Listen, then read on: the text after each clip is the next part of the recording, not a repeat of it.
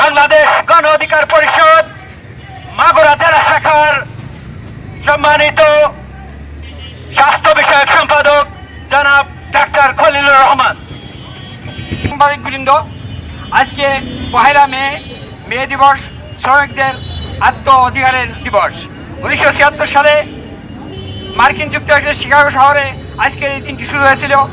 এই নিপীড়ন, এই নির্যাতন থেকে শ্রমিকরা এক হয়ে তাদের দাবি দেওয়ার জন্য শিকাগো শহরে একত্রিত হয়েছিল। 1 মে তাদের দাবি দেওয়া তখন সরকার মেনে নিয়েছিল।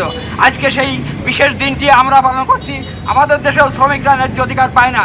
সারাদিন অক্লান্ত পরিশ্রম করেও সারাদিনের রুজি রোজগার দিয়ে যা হয় তা দিয়ে সংসার চলে না।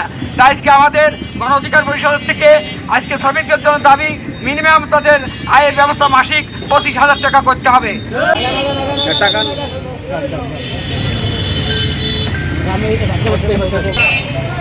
পানি দেখান।